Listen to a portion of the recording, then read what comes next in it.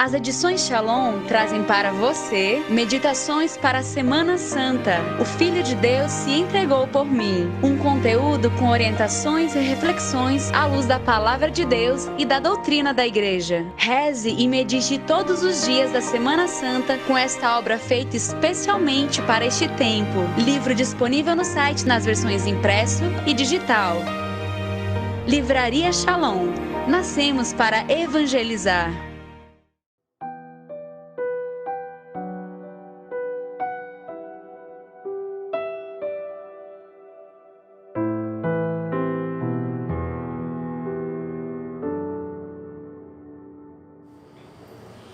Em nome do Pai, do Filho e do Espírito Santo. Amém.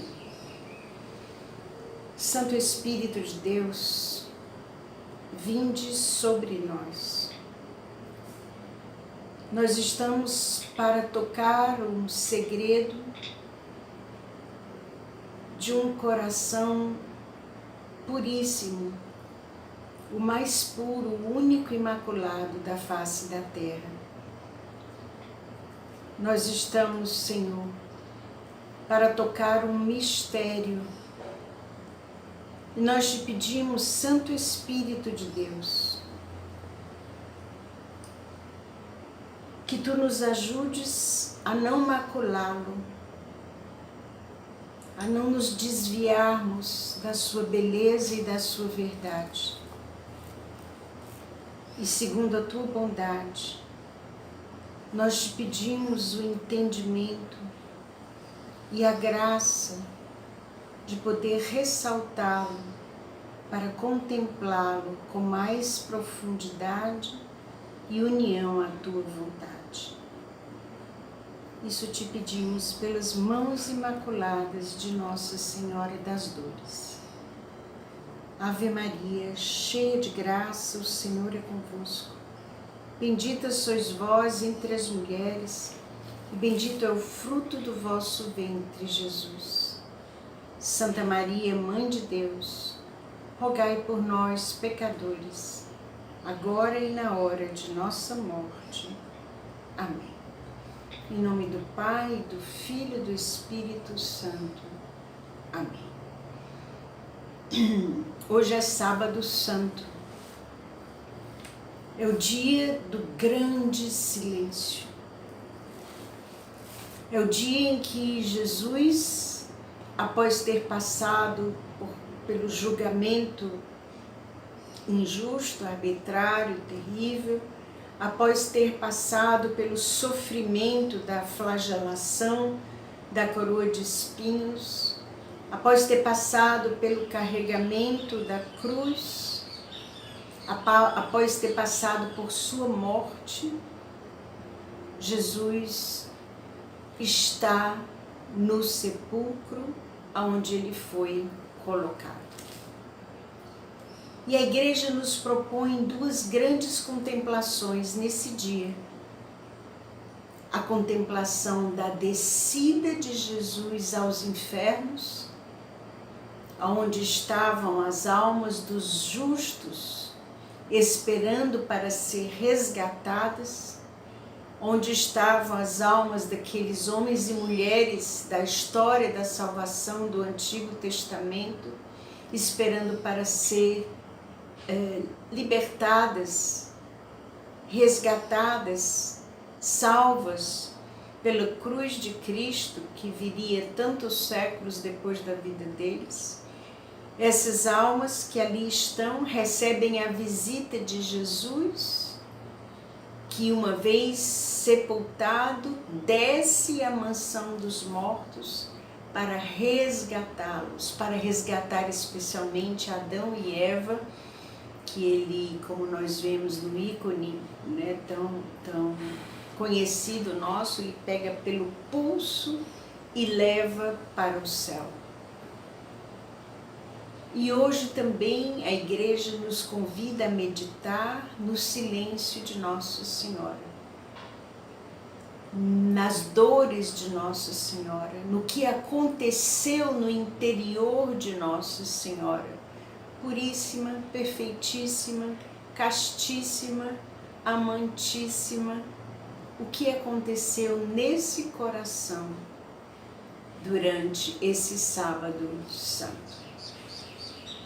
Por isso nós vamos meditar hoje um pouco sobre Nossa Senhora das Dores, que é afinal a Rainha da Paz, aquela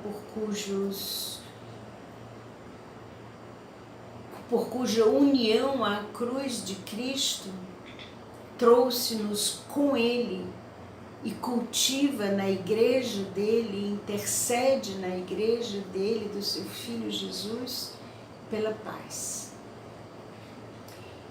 Nós vamos começar com João 19, versículo 41.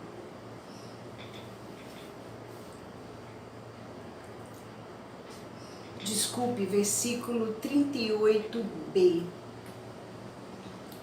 Vieram então e retiraram o corpo de Jesus.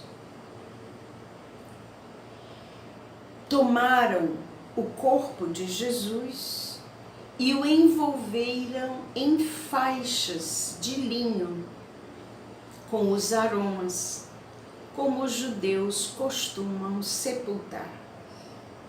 Havia um jardim no lugar onde ele fora crucificado, e no jardim um sepulcro novo, no qual ninguém fora ainda colocado. Ali então, por causa da preparação dos judeus e porque o sepulcro estava próximo, eles depuseram Jesus.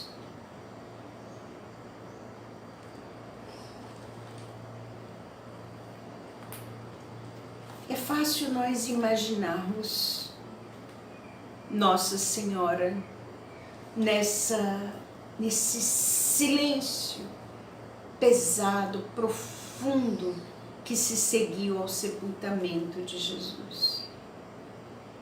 Só que por mais que a nossa imaginação queira alcançar o coração da Virgem, nós ficaríamos ainda em uma pequena camada superficial se nós antes não mergulharmos em quem a Virgem é e como a Virgem viveu aqui na Terra, essa mais perfeita das criaturas. E para nós adentrarmos melhor nesse mistério do Sábado Santo, nós precisamos nos lembrar de três coisas, três atributos de Maria, três características de Nossa Senhora. Primeiro, Nossa Senhora era serva. Eis aqui a serva, a escrava do Senhor. Nossa Senhora se coloca diante de Deus não como uma privilegiada, embora ela pudesse fazê-lo, mas na sua humildade, ela se coloca como serva. Eu sou escrava, escrava da vontade de Deus, escrava do amor de Deus, escrava do que Deus quiser fazer de mim. A minha vontade está totalmente submissa à vontade de Deus. Eu não olho nem um minuto para mim mesmo. Eu não me centralizo nem um segundo em mim mesmo. Pelo contrário, eu me faço serva, eu me faço escrava, eu me faço um nada, eu me reconheço um nada. Não precisa esforço para a gente se fazer um nada, né? Eu me reconheço um nada. Eu me reconheço a serva do Senhor. E aqui está a minha alegria, aqui está a minha felicidade, aqui está o segredo da minha união com Ele, aqui está o sentido da minha vida, aqui está a razão para eu viver. Eu sou a livre, a feliz serva, escrava do meu Deus. Então, em primeiro lugar, nós vamos contemplar Nossa Senhora como serva. Durante toda essa pregação, vamos olhar essa serva do Senhor. Em segundo lugar, nós vamos nos lembrar que Nossa Senhora não é uma mulher qualquer. Ela não é uma mulher como nós. São Tomás de Aquino diz a seguinte frase: o corpo se ajusta às operações da alma. Repetindo, o corpo se ajusta às operações da alma. Isso significa que o corpo se ajusta às virtudes, assim como, infelizmente, o corpo se ajusta aos vícios. Nossa Senhora, evidentemente, viveu e tinha todas as virtudes. E todas as operações da sua alma eram as mesmas operações da alma de Cristo. Elas eram virtuosas, verdadeiras, belas, justas, humildes, prudentes, caridosas, cheias de fé, cheias de esperança, enfim, todas as virtudes juntas na alma de Maria. E o corpo de Maria se ajusta a essas virtudes.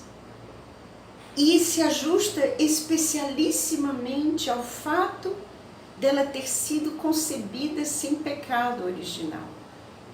O corpo de Maria se ajusta às virtudes e se ajusta aos privilégios de Maria.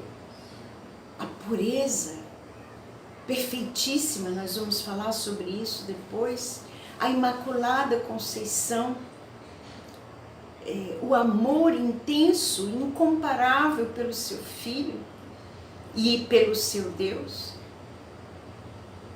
Isso significa que o corpo de Maria, a sua mente, a sua psique, o seu ser inteiro, percebia as coisas nos seus sentidos, na sua razão, nos seus sentimentos, nas suas emoções.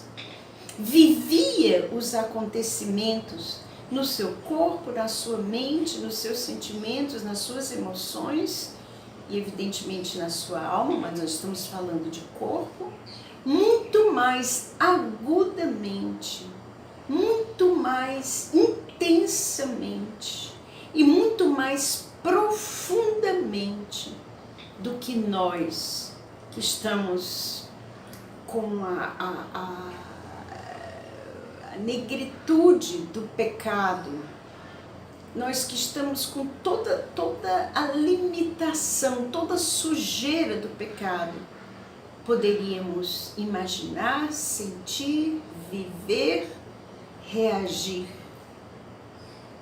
O corpo de Nossa Senhora era completamente submisso à sua alma, ao seu espírito.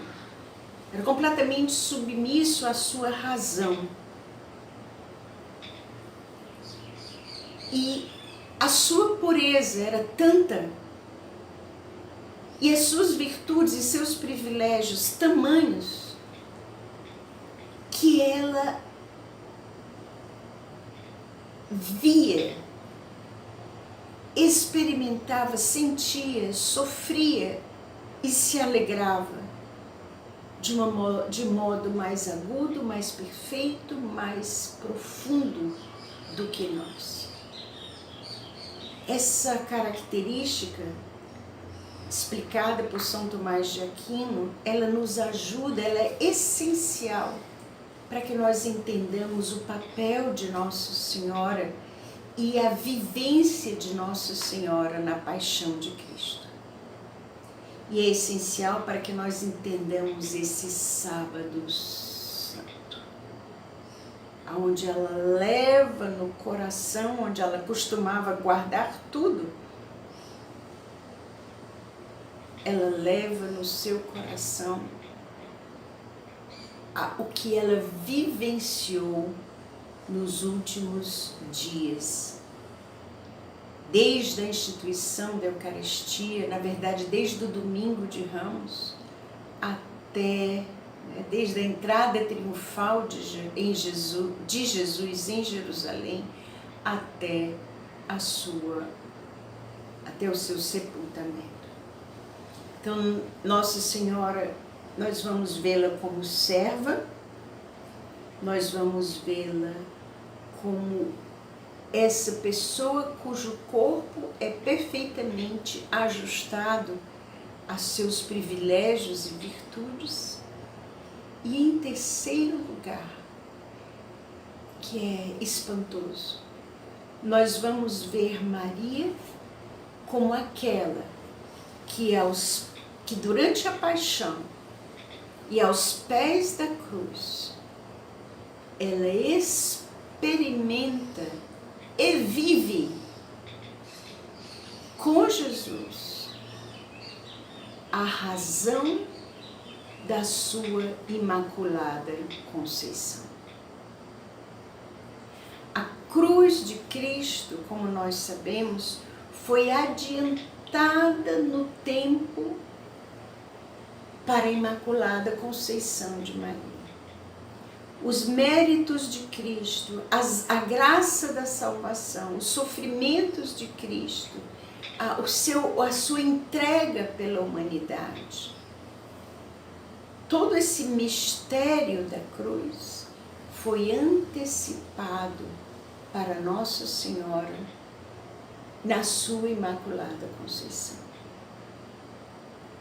Nossa Senhora, nesse sábado santo, ela traz no seu coração e medita em seu coração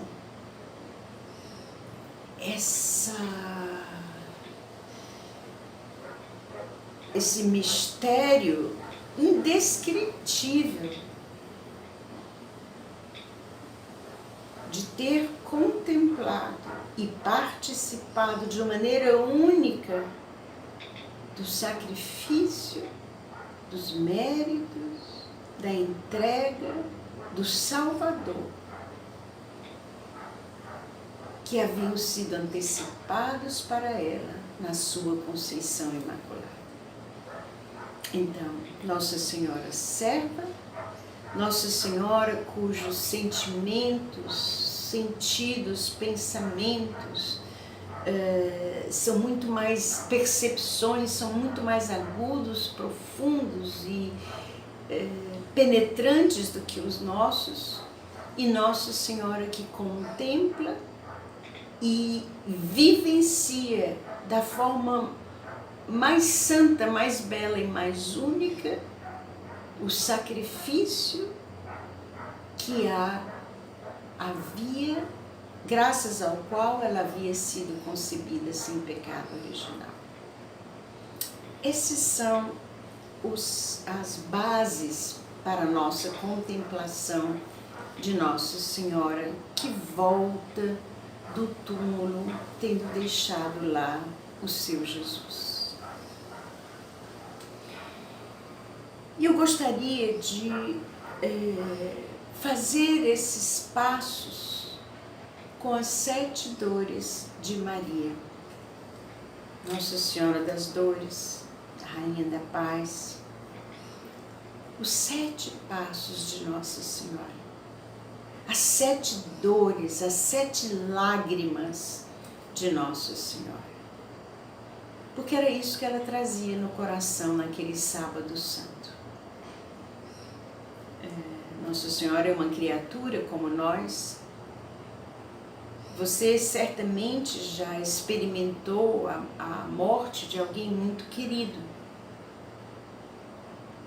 Nós, na nossa rudeza, na nossa grosseria de alma, nossa alma grosseira, nossos sentimentos grosseiros, ainda assim, quando morre alguém querido, passa aquele filme na nossa cabeça dos momentos que nós vivemos com aquela pessoa, dos principais momentos.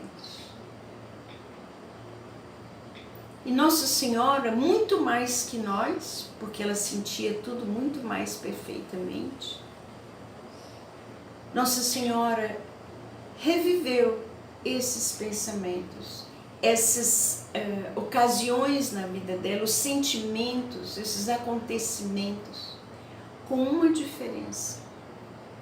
Ela os havia guardado e contemplado no seu coração. E agora, com a morte de Jesus, ela os contempla a todos como um filme de amor, como um filme que nós nunca iremos assistir, como um filme que ela vai revelando aqui e ali a um santo, a outro santo, de formas que nós possamos contemplar um pouco do que se passava dentro dela nesse sábado santo.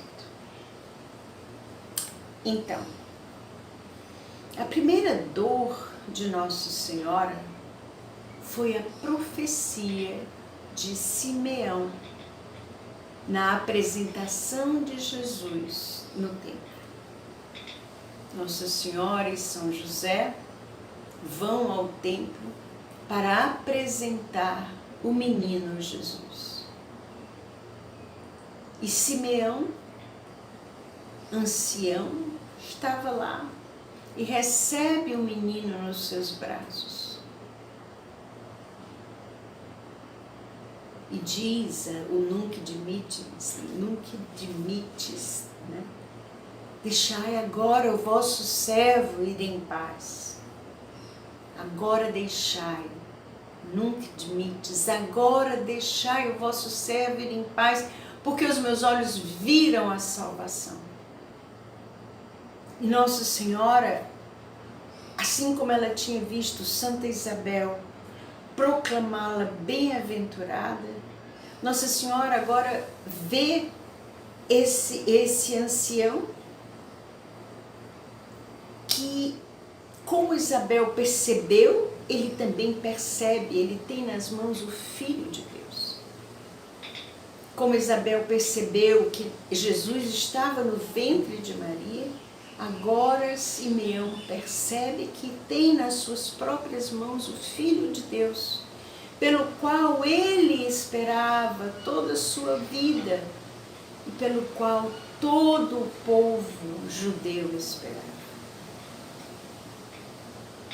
Mas Simeão diz também, esse menino vai ser causa de queda e soerguimento para muitos. Vai ser uma pedra de tropeço, a revelar a verdade de muitos corações. Nossa Senhora revela a Santa Brígida, da Suécia, Nossa Senhora revela essa grande mística, que nesse momento, toda a sua alegria em apresentar o Filho a Deus se transformou em sofrimento, em dor. Ela revela a Santa Brígida que nesse momento ela percebe que o seu filho vai sofrer, vai ser mal entendido, vai ser chamado de comparsa de Beelzebul. Ele que é a sabedoria infinita, a sabedoria absoluta, vai ser chamado de ignorante sobre a lei, sobre o sábado. Ele vai ser maltratado, ele vai ser humilhado, ele vai ser perseguido, ele vai ser caluniado. Nossa Senhora pode não ter sabido, e ela não soube, dos acontecimentos. No dia tal, alguém vai dizer que Jesus expulsou os demônios porque em nome de Beelzebul. No dia X, Jesus vai sofrer porque vão caluniá-lo, dizendo que ele disse que ergueria o templo, tomando literalmente palavras que Jesus disse metaforicamente. Não, ela não sabia dos acontecimentos, mas a espada transpassou o seu coração, porque ela viu que o filho iria ser alvo de grande sofrimento. Veja bem, como serva, como mínima serva do Senhor, Nossa Senhora nunca sofria por ela mesma. Isso não existe. Não havia nenhum egoísmo no sofrimento de Nossa Senhora, nenhum. E erra quem diz que havia. Não. Nossa Senhora puríssima, concebida sem pecado, vivia a caridade em plenitude. E a caridade materna é infinitamente mais do que qualquer mãe que possa existir. Nossa Senhora não sofreu por ela. Nossa Senhora sempre sofreu pelos outros. Nunca sofreu por si, egoisticamente, centralizadamente. Não. Nossa Senhora não pensava em si minimamente. Ela era toda de Deus. Mas Nossa Senhora, com as palavras de Simeão, segundo ela mesma revelou a Santa Brígida, começou ali o seu sofrimento pela salvação da humanidade. Já ali, Nossa Senhora se tornava Nossa Senhora das Dores. Já ali, se nós quisermos aplicar isso na comunidade Shalom, já ali Nossa Senhora se unia ao rei e era a rainha da paz que veio através do príncipe da paz, que, como diz Gálatas 2,14, derruba com o seu sacrifício todo o muro de divisão. E Ele é a nossa paz. Nossa Senhora já ali, ela se torna aquela que entrega a sua vida pelo seu Filho. Ama por amor a Deus. E ama a Deus por Ele mesmo, não por ela. E ama os homens porque ama a Deus. Então, Nossa Senhora, já aqui nessa primeira dor, ela começa a se unir às dores de Cristo pela tua salvação, pela minha salvação. Eu fico devendo para o dia que Deus quiser, mas vale a pena nós contemplarmos que virtude Nossa Senhora vive em cada uma dessas dores e o que nós podemos pedir a Nossa Senhora em cada uma dessas dores. Hoje eu só deixo para você essas pistas de contemplação, para a gente não se distrair do essencial. Nossa Senhora também começa a viver mais ainda a virtude da constância. A caridade de Nossa Senhora, a fé dela, a união com Cristo é de tal forma profunda que nada a abala. Essa mesma revelação que Nossa Senhora fez a Santa Brígida sobre essa primeira dor, ela fez a nossa querida Santa Teresa de Jesus. A segunda dor de Nossa Senhora foi a fuga para o Egito. Eu imagino Nossa Senhora de volta para casa, que provavelmente não era dela, porque ela morava em Nazaré, e isso tudo se passou em Jerusalém. A Nossa Senhora de volta para casa, que se vê sozinha.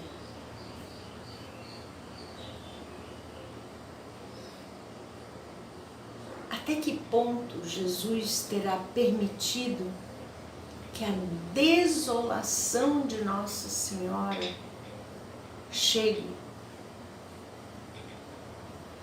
Quando ele disse na cruz: Pai, meu Pai, por que me abandonaste? Ele expressa a desolação total em que ele se encontra. Nossa Senhora, de volta do túmulo para casa, estava desolada. Havia deixado seu filho lá. E ela entra em casa desolada. E muitas vezes ela terá clamado a Jesus. Até que ponto Jesus permitiu que ela continuasse a sua desolação? Até que ponto Jesus permitiu que o diálogo de oração entre os dois, que sempre existiu, continuasse a existir? Há alguns santos e uma tradição da igreja que diz que Jesus viu sua mãe sofrendo tanto e tão desolada que a teria consolado pessoalmente. Mas não se sabe, não se sabe. É possível que os dois corações juntos, sempre em oração, tenham continuado esse diálogo de amor que sempre houve entre eles, sempre, desde que Nossa Senhora foi concebida. Essa oração que nós nunca conseguiremos ter, essa oração perfeita, de uma alma perfeita, de uma criatura perfeita, com o seu Deus perfeito. Até que ponto, ao chegar em casa, Nossa Senhora conseguiu rezar? Até que ponto ela conseguiu continuar aquele diálogo que vinha tendo com o seu filho na cruz? Uma das revelações que Nossa Senhora faz, novamente, a Santa Brígida, e a um outro santo, cujo nome infelizmente eu não estou me lembrando e eu não escrevi, ela diz: naquele túmulo havia um só corpo, mas dois corações. O coração dela havia ficado lá, no túmulo, com o coração do seu filho. Seja na desolação, seja na presença, seja na consolação por tudo estar consumado, Nossa Senhora e Jesus continuaram seu diálogo quando ela entrou em casa depois do sepultamento. Provavelmente amparada, carregada. Provavelmente as pessoas quiseram consolá-la, mas o que ela queria era ficar com o seu filho. E aí, nesse momento, veio na mente dela, com certeza vieram todas as coisas guardadas em seu coração. Aquilo que a palavra de Deus nos mostra e aquilo que a palavra de Deus não nos mostra. Quantas coisas Nossa Senhora guardava no seu coração para contemplar no seu coração. E com certeza passou no coração de Nossa Senhora a segunda dor, a fuga para o Egito.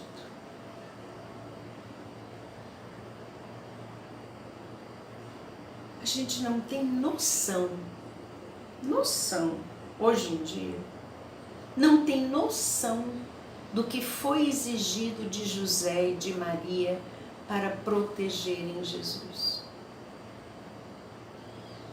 Entre Israel e o Egito, nós temos mais ou menos 300 milhas. 3 dias de viagem numa estrada muito ruim, cheia de feras, cheia de ladrões. E pior, aquela estação do ano era inverno. Tomando em conta que Jesus nasceu em dezembro, era inverno.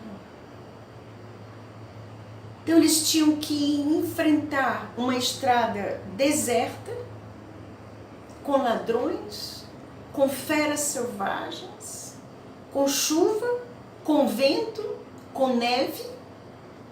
E Nossa Senhora revela isso para alguns santos também. Onde eles iam comprar alguma coisa para comer? Como eles iam se abrigar do vento, da neve, da chuva, dos assaltantes, das feras? Claro, todos os anjos desceram do céu para estar com eles, protegendo-os. Mas o coração de José e de Maria não tinha nem tamanho. Porque ao mesmo tempo que Deus mandava miríades e miríades de anjos para protegerem aqueles 3 caminheiros, aqueles 3 andarilhos, aqueles 3 mendigos, porque não tinham o que comer, não tinham onde se abrigar. Mesmo que Deus mandasse todos os anjos, eles sofriam como pessoas humanas. Deus não poupou a mãe dele do sofrimento. Nem a mãe, nem o filho. Nem a você, nem a mim. Porque o sofrimento tem o seu valor. E valor salvífico. E valor santificador. Mas enfim, o sofrimento de Maria e de José, mas nós estamos falando de Maria, de proteger o menino, de guardar o menino só tinha eles 2. Mas como Nossa Senhora terá passado por esse sofrimento? Sem dúvida, na constância da fé e da humildade. Na constância da prudência, da justiça e da temperança. Claro que ela teve medo, ela é humana, mas não se desesperou. Claro que ela tinha que proteger aquele menino, mas ela confiava nele. Eu imagino tantas vezes essa cena, Nossa Senhora com o menino Jesus nos braços, ele confiando nela como mãe e ela confiando nele como Deus. Que coisa mais linda! Nossa Senhora então atravessou com São José as 300 milhas, 200 das quais são puro deserto, puro deserto.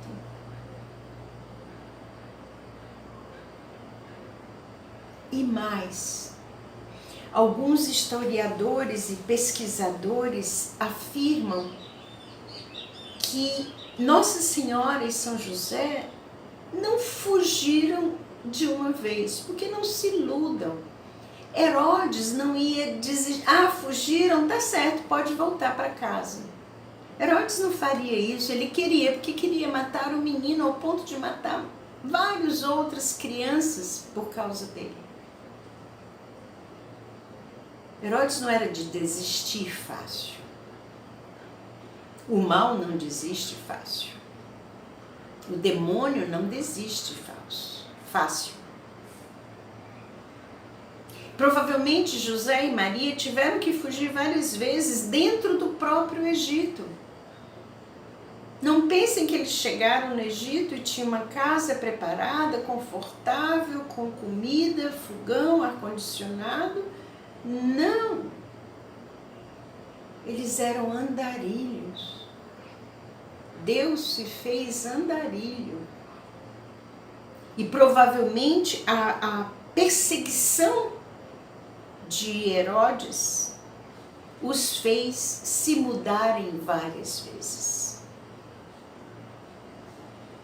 Mas a fé de Maria e de José não foram abaladas. Ela protegia o menino e o menino a protegia na sua pureza. E os sentimentos que Nossa Senhora recorda agora, uma vez Jesus sepultado, certamente eram esses sentimentos de pertença. Ela que o protege e ele que a protege. Desculpe. Nossa Senhora tinha a pureza em 3 níveis, vamos dizer.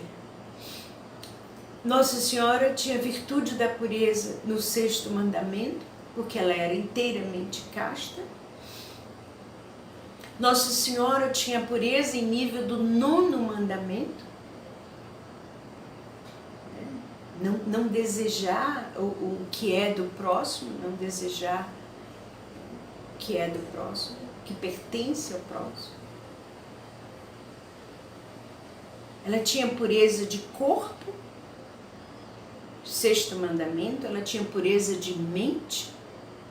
Ela conhecia a sua missão. Ela conhecia o Deus que a havia salvo. Ela conhecia e honrava o que Deus queria para ela. E não se comparava com ninguém. E não queria nada de ninguém. E não queria nada que não lhe fosse dado pelo seu Deus. E Nossa Senhora tinha um tipo de pureza que os santos têm. Nossa Senhora tinha essa pureza de integridade de alma, de corpo, de espírito.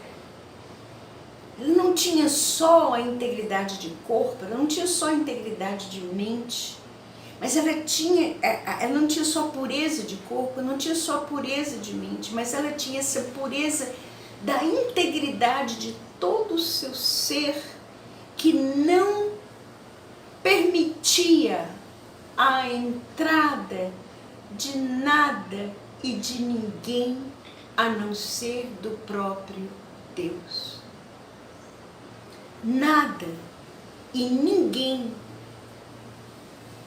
tinha os afetos de Maria. Nada e ninguém tinha a atenção de Maria. Nada e ninguém tinha o amor de Maria, a não ser o próprio Deus. Ela era integralmente de Deus, inteiramente de Deus. Ela nunca se desviou de Deus. Ela nunca se desviou daquele menino. Ela nunca se desviou da vontade de Deus, da presença de Deus, da posse que Deus tinha dela. ela era inteiramente de Deus. Nada, ninguém feriu jamais essa integridade e essa pureza. A terceira dor de Nossa Senhora é a dor da perda de Jesus no templo.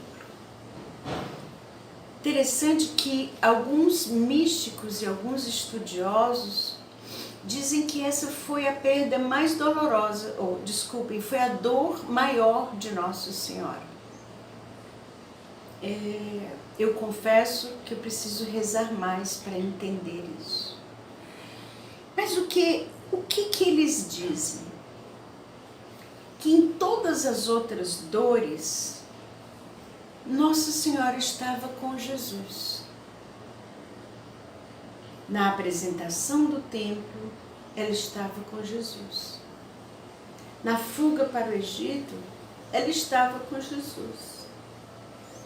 Na paixão de Cristo, na sua morte, no seu sepultamento, até o seu sepultamento, ela estava com Jesus, ela estava com Ele.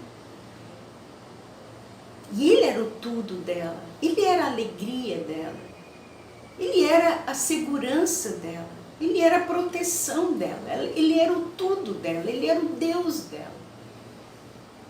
E ela sofreu todas as outras 6 dores, mas nesta ela estava sem Jesus. Por isso que essa dor de Nossa Senhora, essa dor de Nossa Senhora das Dores, é a dor que deve ser invocada quando nós estamos na desolação espiritual. Porque foi a dor que ela sentiu ao dizer: onde está Jesus? Onde está Jesus?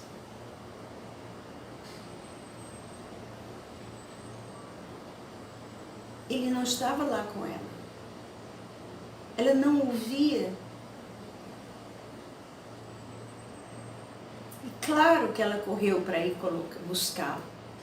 Mas claro também que ela fez isso com temperança, com modéstia.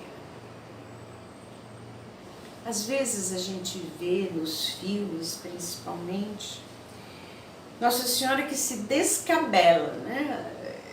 Grita. Não, Nossa Senhora sofreu com modéstia, com discrição, com temperança, com prudência, com autodomínio.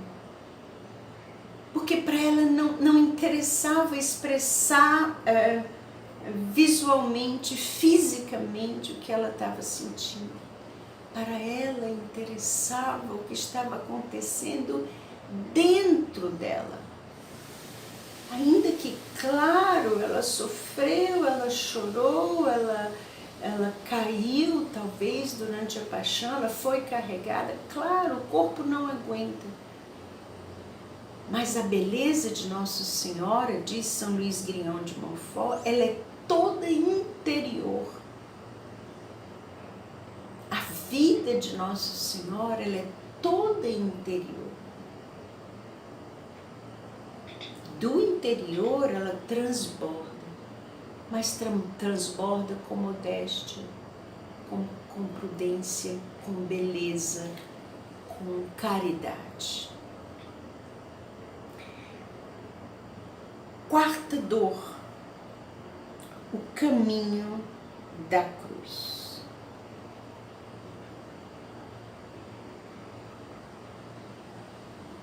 Nossa Senhora, no seu quarto, com certeza se lembra do momento em que ela viu o seu filho. Nós nunca saberemos se Nossa Senhora assistiu à flagelação de Jesus. Talvez porque os romanos gostavam de fazer isso publicamente. Nós nunca saberemos se ela assistiu à coroação de Jesus, de espinhos. Aí é menos provável. porque pelo jeito os soldados fizeram isso num lugar mais reservado, mas nós não sabemos. É possível que ela tenha assistido à flagelação.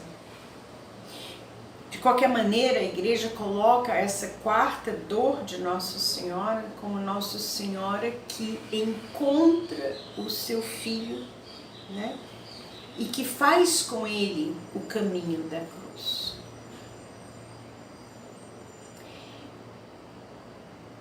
Eu imagino que Nossa Senhora rezava e contemplava no seu quarto depois do sepultamento.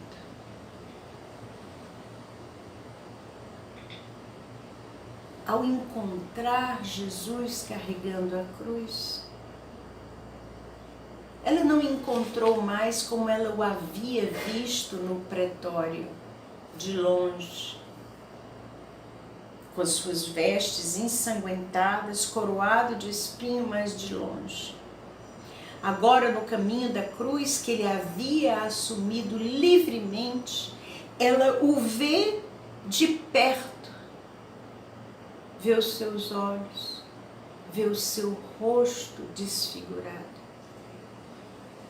O rosto de um filho, para uma mãe, não é qualquer coisa. A mínima lesão é notada e chorada. E Nossa Senhora encontra o seu filho e vê o sangue, e vê de perto as feridas abertas, e vê o seu rosto machucado, batido, roxo, inchado, os espinhos enfiados na pele. A coroa de espinhos de Jesus, gente, não foi uma coroazinha fabricada na China, não. Foi uma coroa feita às pressas e enfiada na cabeça de Jesus. Provavelmente tinha galho para todo lado, provavelmente tinha folha pendurada. Jesus ficou como um palhaço. Fizeram pouco caso de Jesus e continuaram a fazer no caminho da cruz, fazendo Jesus de idiota, fazendo Jesus de palhaço, fazendo pouco de Jesus, humilhando Jesus, dizendo a Jesus o que hoje nós ouvimos dizer nas artes, na televisão, nas nossas conversas.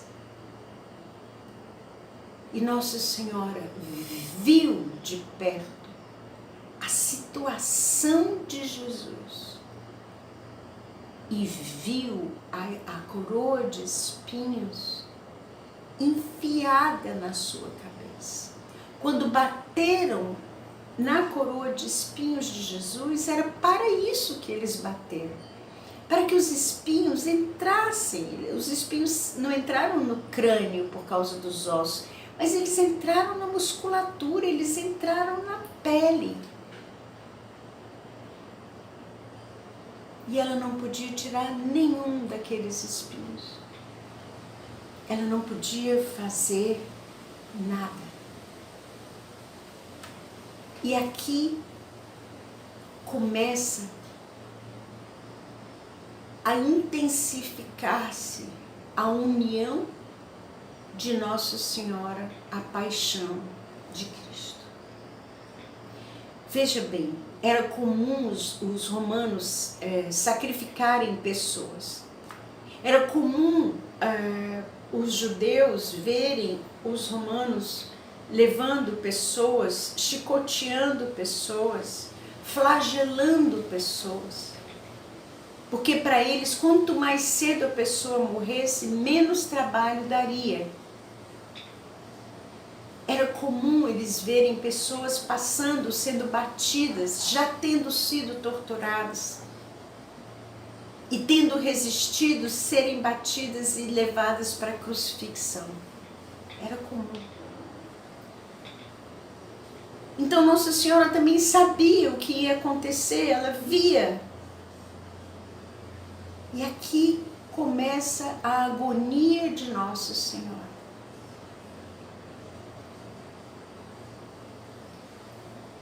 Jesus, no Jardim das Oliveiras, no Getsemane, Jesus sofre ao ver o que lhe vai acontecer. Pede a Deus que seja feita a vontade dele, seja feita a tua vontade, Pai, não a minha. Essa agonia entre a vontade humana de Jesus e a vontade divina, e Jesus que amorosamente, por amor ao Pai e por obediência amorosa ao Pai, pede que a vontade do Pai prevaleça e abraça a vontade do Pai. Maria, ao encontrar o seu filho no caminho de cruz, e ao ter essa espada de dor que transpassa o seu coração, ela vive também a sua agonia. Ela vê o que vai acontecer com o seu filho e decide livremente unir-se a ele naquele acontecimento. Porque é amor. E o amor une. O amor de dois faz um. O amor faz um só. E eles já eram um só. Naquele momento, Nossa Senhora também abraça o desígnio de Deus para ela. Esse desígnio de Deus que a fará a medianeira de todas as graças, que a fará mãe de todos os homens. Ela abraça esse mistério, que para ela não era explicado isso, mas ela abraça esse mistério por amor e se une no amor ao seu filho. E alguns místicos dizem que Nossa Senhora não experimentou assim, genericamente, na sua totalidade, aquele espancamento de Jesus. E esses místicos acham que Nossa Senhora viu o espancamento. Porque Nossa Senhora não experimenta de uma forma geral as feridas de Jesus. Segundo Santa Brígida, 5.480 feridas. Mas Nossa Senhora experimenta em seu interior, em sua alma, em seu coração, ela experimenta cada uma das 5.480 feridas. Cada uma, por permissão de Deus, porque ela é serva, porque ela tem aquela sensibilidade, aquela percepção, aquela maneira única, profunda, aguda de viver o amor, de viver a vida, de viver o amor ao homem e o amor ao seu filho.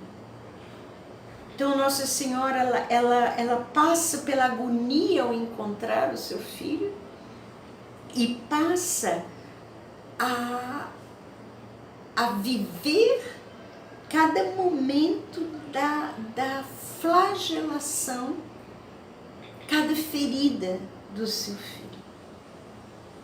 Ela contempla Jesus ferido, mas não contempla fora dela, ela contempla dentro dela. É uma contemplação interior, uma contemplação infusa. Ela contempla cada ferida e sofre cada ferida. Ela contempla o sofrimento do filho e sofre o sofrimento do filho. Mas olha que lindo que dizem os místicos a quem Nossa Senhora revelou, e entre eles Santo Alfonso de Ligório. Diz que Nossa Senhora teve 3 sofrimentos nesse momento. Primeiro, Esse que eu expliquei até agora, contemplação interior das feridas de Jesus. Segundo, porque quando eles se encontraram, ela viu o seu filho e, segundo ela revelou, viu que os olhos do seu filho se encheram de lágrimas ao vê-la. E ela viu que ele sofria porque ela sofria. E em terceiro lugar, ela sofria porque o seu filho percebeu que ela sofria. Entende? É bem sutil. Em primeiro lugar, ela sofreu por ver o sofrimento de Jesus. Em segundo lugar, quando eles estiveram bem perto, ela percebeu que ele sofria porque ela sofria. Claro, sendo Deus, ele vê o sofrimento dela, o sofrimento interior. E em terceiro lugar, ela sofria porque viu que o filho dela sofria porque ela sofria. E Nossa Senhora, então, continua no caminho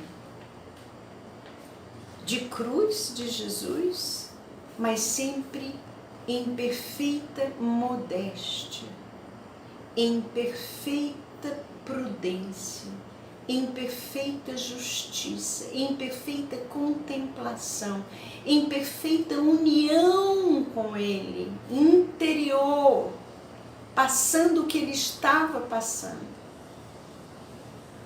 As outras pessoas tinham dó, tinham pena, sofriam, mas ninguém sofria como ela,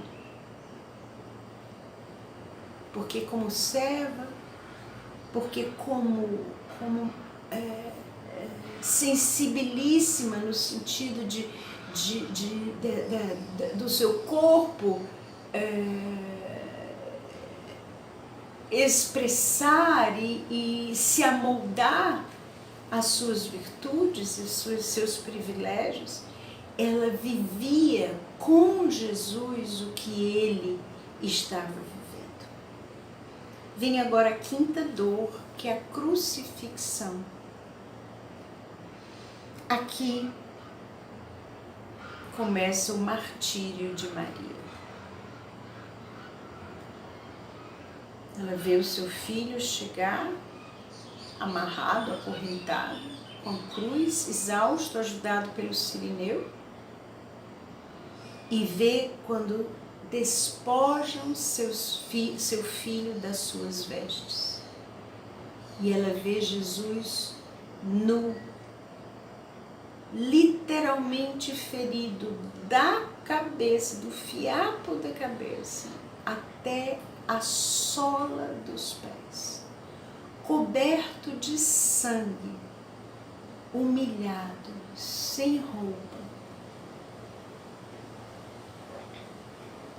E os soldados romanos, eles gostavam de ferir as entranhas. No filme Jesus de Nazaré, que acho que a maioria assistiu, tem um momento em que o soldado que está comandando o espancamento, não é? A flagelação, ele faz assim. Então viram Jesus de lado. Mas o filme não mostra, que é cruel demais, até para aquele filme é cruel demais. Mas aquele era o momento em que espancavam a pessoa, né, o condenado à cruz, eles espancavam as vísceras, espancavam na frente, arrancavam um pedaço das carnes, das costelas, e arrancavam um pedaço da musculatura das entranhas, para que o condenado sangrasse mais. E para que sangrando mais morresse logo, para eles não terem trabalho de crucificar, e por crueldade mesmo. E no caso de Jesus, a crueldade era demoníaca. Então a coisa foi muito pior do que nós podemos imaginar. E foi isso que Nossa Senhora viu. Não viu o filho dela com algumas marquinhas de chicotada, não, 5.480. E muitas delas nas entranhas, para ficar pendurada a carne, pendurada a gordura, pendurado a musculatura, os ossos das costelas aparecendo. Ela viu e não falou nada. A sua dor principal aqui na crucifixão foi além de ver seu filho nesse estado, foi além de ver o seu filho puxado até desfazer as articulações, ver seu filho puxado de um braço, puxado do outro, puxado das pernas. Segundo Santa Brígida, virado de cabeça para baixo na cruz, de forma que o corpo ficasse pendurado para baixo e colocada a cruz de lado para destroncar essa articulação do ombro, depois do outro ombro. Isso tudo doeu Nossa Senhora, mas o que mais doeu a Nossa Senhora nessa quinta dor foi não poder consolar Jesus. Nossa Senhora da Consolação. Nossa Senhora que com dignidade, com mansidão, com humildade, com modéstia, passava por tudo aquilo, com certeza queria uma só coisa: seu filho. E é muito belo a gente ver que Jesus, sendo Deus, Jesus olha da cruz e vê os sentimentos de Maria. Quando São João fala que ele, olhando da cruz, viu a sua mãe, ele viu a sua mãe de pé, porque ela oferecia um sacrifício junto com ele.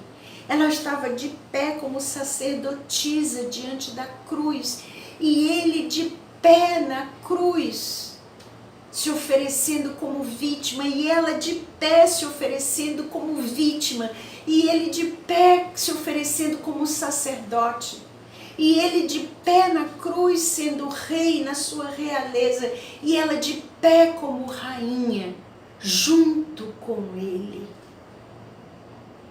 Nossa Senhora de pé aos pés da cruz não é uma imagem piedosa de uma mulher forte, não. Ela ali está oferecendo o sacrifício. Ela aí também é vítima. Ela aí também é rainha. Ela é unida ao rei. Ela é unida ao sacerdote. Ela é unida à vítima. Ela é mártir com o mártir, num sofrimento interior que ninguém jamais poderá imaginar, por mais que se fale. E a maior dor era não poder consolá-lo. E ele sabia disso. E para consolá-la, ele dá a ela uma nova missão e um novo filho.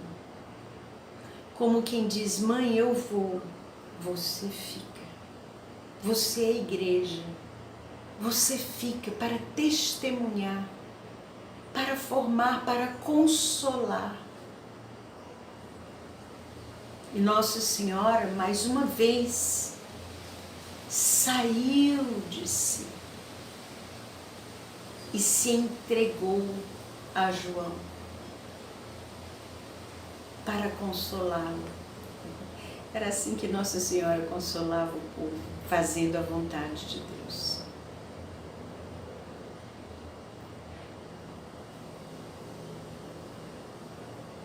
Nossa Senhora não teve como consolar Jesus. E ela entendeu, pela sua união com Deus, que era vontade de Deus que ele ficasse em total desolação. E ela, aos pés da cruz, ela vai espelhando todas as virtudes do Filho. A entrega à vontade do Pai, a mansidão, a justiça, a prudência, a fortaleza, a temperança, a caridade. Ela espelha, mas nós não temos tempo de falar nisso, você pode meditar em casa. Como Nossa Senhora espelha cada coisa do Filho. Mas nesse momento da consolação, quando Jesus a vê, é Ele quem espelha a consolação que ela quer ter com Ele e não pode. Quando Ele diz, mãe, eis aí o teu filho, Ele a consola, porque vê nela não um espelhamento das suas virtudes na cruz, mas algo que ela, como mãe, e só ela, e só como mãe, poderiam fazer com relação a Ele naquele momento. E Ele a consola, dando-lhe uma nova missão, que é a mesma, né? Mas um novo momento de missão. E Nossa Senhora sabia que aquele momento era dela, que cabia a ela viver aquela desolação com o seu filho, que cabia a ela abraçar aquela nova missão que o seu filho lhe dava, que cabia a ela espelhar as suas virtudes, mas cabia a ela viver com ele internamente cada dor física, cada dor moral, e viver como mãe a dor de não conseguir consolar. Sexta dor, sexta espada, sexta lágrima de Nossa Senhora, Jesus é deposto da cruz. E é deposto nos braços de Maria. E Maria, como toda mãe do mundo, abraça Jesus, se curva, encontra um jeito de ajeitar sua cabeça, de ajeitar os seus braços, de passar a mão no seu cabelo, encontra um jeito de abraçar seu filho e manter o seu filho junto dela, como no nascimento, como na fuga para o Egito. E ali Maria morre junto com Jesus. É muito lindo a gente contemplar aqui as 3 etapas de um sacrifício. Isso vem desde o Antigo Testamento e até hoje, na missa, na Eucaristia. Quando é oferecido um sacrifício, primeiro tem um momento do ofertório. Depois tem o momento da morte da vítima, quando a vítima é sacrificada. E depois vem o momento da consumação. O ofertório de Jesus começa na agonia, assim, começa historicamente, cronologicamente na agonia. Mas claro que o ofertório de Jesus começa na sua concepção, né? Quando ele foi concebido por obra do Espírito Santo no seio de Maria. O ofertório de Maria se inicia quando ela diz: Fiat, faça a tua vontade, faça-se conforme a tua palavra. Aquele momento é o momento do ofertório onde Jesus diz para o Pai: tu me deste um corpo, eis-me aqui para fazer a tua vontade. E é onde Maria diz para o Pai: tu me deste um corpo, eis-me aqui para fazer a tua vontade. O ofertório dos dois que coincide em momento e no mesmo teor, no mesmo conteúdo. Eis-me aqui para fazer a tua vontade. Depois vem a morte da vítima. Quando Jesus morre na cruz. E no caso de Maria, quando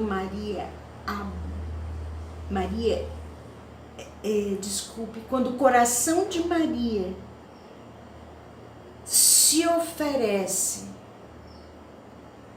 e morre junto com Jesus na cruz. E finalmente a consumação, quando Jesus diz: tudo está consumado, e se entrega à morte. Sobre isso é muito linda a Via Sacra de Catherine Dougherty, quando ela diz: a morte beijou o rosto de Jesus. E ele não a repeliu, ele a abraçou. Porque eles estavam fazendo um sacrifício. E a vítima precisava ser ofertada. Precisava ser morta. E ele se entregou à morte. E no fim, a consumação da vítima, que é quando Jesus diz: tudo está consumado. E se entrega à morte. Para Maria, essa consumação é quando ela abraça o corpo morto de Jesus e morre com ele. Ali, ela diz: tudo está consumado. E ela entrega o seu filho, ou, na minha opinião, pessoal, força um pouco, com todo respeito, mas força um pouco violentamente e tira o seu filho dos seus braços para sepultá-lo. Maria segue então para a sua 7ª dor, que é o sepultamento de Jesus. A distância entre o Calvário e o sepulcro era muito pequena. Mas Nossa Senhora, como ela mesma disse, ela estava levando o seu coração para ser sepultado com Jesus.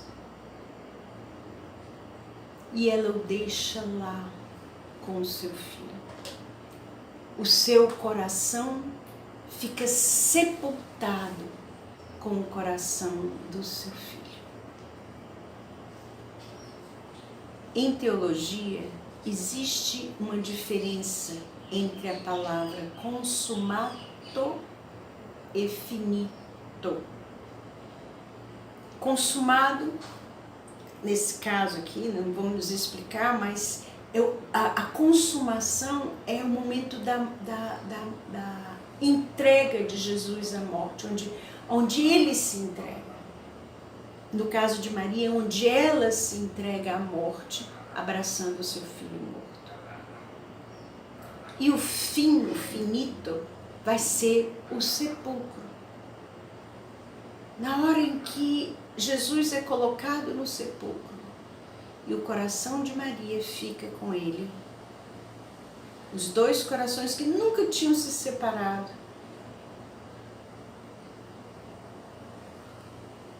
acabam, fazem o finito. E Maria vai para casa. Com certeza, num estado de desolação tão profundo e tão completo que nós nunca poderemos imaginar, porque nós temos casca grossa pelo pecado. Nossos sentimentos, nossos pensamentos, nossa percepção estão como que amortecidos, com um nível de insensibilidade. Enquanto que a sensibilidade de Nossa Senhora era completa, era total, de uma pessoa nunca tocada pelo pecado. Então não consigo imaginar Nossa Senhora indo a pé para casa cercada das mulheres e com João, indo para a casa de João. Nós não sabemos se era dele ou não, mas enfim, não vamos discutir. Carregada, amparada, sofrida, dilacerada interiormente com cada ferida do seu filho, exausta, mas de pé, digna, mansa, humilde, modesta, rainha, igreja. Nossa Senhora vai para a paixão como mãe de Deus e volta da paixão como mãe da igreja. Sofrida, dilacerada, sem ter tempo para dizer sim ou não para Deus, porque ela sempre disse sim. E no seu coração, quando Jesus diz, eis o teu filho, com certeza ela disse, amém, fiat, obrigada, meu Deus. Nós voltamos agora a Nossa Senhora, sozinha, em casa, no começo do Shabat, quieta, silenciosa, contemplando todas essas coisas no seu coração, como sempre, inteiramente entregue à vontade de Deus, uma serva, como sempre, aberta em toda a intensidade a tudo que Deus queria que ela vivesse. E certamente meditou em seu coração o tamanho, a imensidão do amor que tinha se entregue na cruz para que ela fosse concebida sem pecado original e que tinha feito mãe da igreja, mãe de todos os homens, mãe de todas as dores. Salve, ó Rainha, Mãe de misericórdia, vida, doçura, esperança nossa, salve. A vós bradamos os degredados filhos de Eva. A vós suspiramos gemendo e chorando nesse vale de lágrimas. Eia, pois, advogada nossa, esses vossos olhos misericordiosos a nós volvei. E depois desse desterro mostrai-nos Jesus, bendito o fruto do vosso ventre. Ó clemente, ó piedosa, ó doce, sempre Virgem Maria. Rogai por nós, Santa Mãe de Deus, Nossa Senhora das Dores, para que nós sejamos dignos das promessas de Cristo. Amém. Pelo sinal da Santa Cruz, livre-nos Deus, nosso Senhor, dos nossos inimigos. Em nome do Pai, e do Filho, e do Espírito Santo. Amém. Deus te abençoe.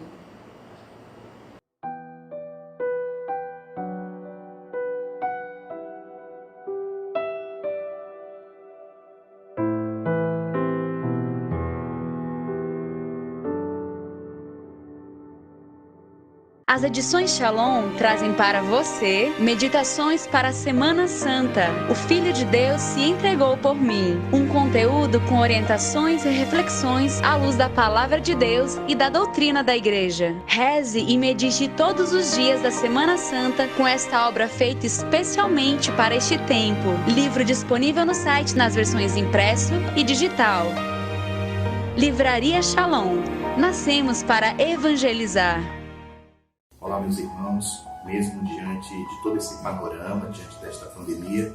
Bendito seja Deus, porque nós estamos unidos vivendo esta grande semana, a Semana Santa, onde nós nos unimos a Cristo, que se deu inteiramente por amor a nós, celebrando sua paixão, morte e ressurreição. E você está acompanhando conosco, bendito seja Deus, estamos unidos a você. Mas a evangelização ela não pode parar. Por isso eu queria pedir a você, meu irmão, minha irmã, que fizesse a sua doação. Você que é benfeitor da paz, você que faz parte da obra, por meio do site que vai aparecer, das contas que irão também aparecer, que você nos ajudasse. Nós precisamos continuar evangelizando, a obra não para. Os nossos centros de evangelização estão fechados, mas nós temos tantas outras despesas, até mesmo dos próprios centros de evangelização, os aluguéis, enfim, tantas outras despesas. Por isso nós queremos pedir a sua generosidade, queremos pedir o seu sim. Deus abençoe, Deus ama aquelas pessoas que doam com alegria. Em nome do Pai, do Filho e do Espírito Santo. Amém.